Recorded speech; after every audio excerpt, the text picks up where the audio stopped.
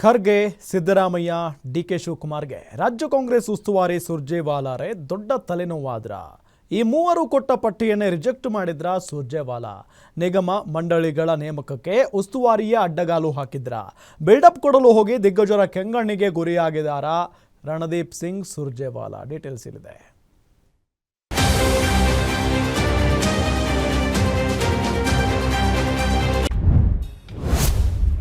ನಿಗಮ ಮಂಡಳಿಗಳ ನೇಮಕಕ್ಕೆ ಇನ್ನೂ ಅರ್ಧ ಚಂದ್ರ. ತ್ರಿಮೂರ್ತಿಗಳ ಪಟ್ಟಿಗೆ ಕೋಕ್ ಕೊಟ್ರ ಸುರ್ಜೇವಾಲಾ.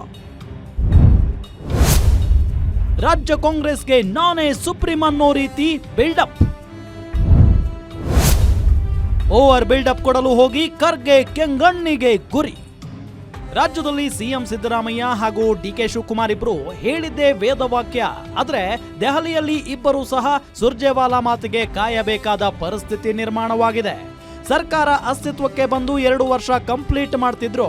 60ಕ್ಕೂ ಅಧಿಕ ನಿಗಮ ಮಂಡಳಿಗಳಿಗೆ ಅಧ್ಯಕ್ಷರನ್ನ ನೇಮಕ ಮಾಡಲು ಮುಂದಾಗುತ್ತಿಲ್ಲ. ಇದು ಕಾರ್ಯಕರ್ತರ ಅಸಮಾಧಾನಕ್ಕೆ ಕಾರಣವಾಗಿದೆ. ಹೀಗಾಗಿ ಪಟ್ಟಿಯನ್ನ ಡಿಕೆಶಿ ಹಾಗೂ ಸಿಎಂ ಸಿದ್ದರಾಮಯ್ಯ ಕೊಟ್ಟರು. ಅದಕ್ಕೆ ಹೈಕಮಾಂಡ್ ಮಟ್ಟದಲ್ಲಿ ಬ್ರೇಕ್ ಹಾಕುವ ಕೆಲಸ ಸುರ್ಜೇವಾಲಾ ಮಾಡ್ತಿದ್ದಾರೆ.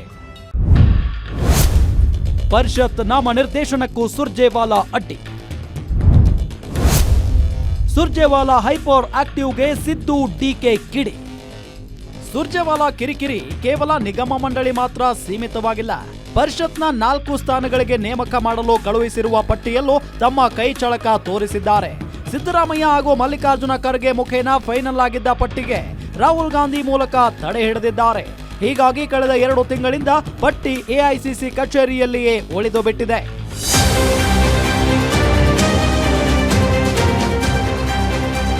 ಪರಿಷತ್ ಪಟ್ಟಿಯಲ್ಲಿ ಸಿಎಂ ಸಿದ್ದರಾಮಯ್ಯ ಹಾಗೂ ಮಲ್ಲಿಕಾರ್ಜುನ ಖರ್ಗೆ ಕೊಟ್ಟಿರುವ ಪಟ್ಟಿ 4 ಹೆಸರು ಅಂತಿಮ ಮಾಡಿ ಕಳುಹಿಸಿದ್ರು.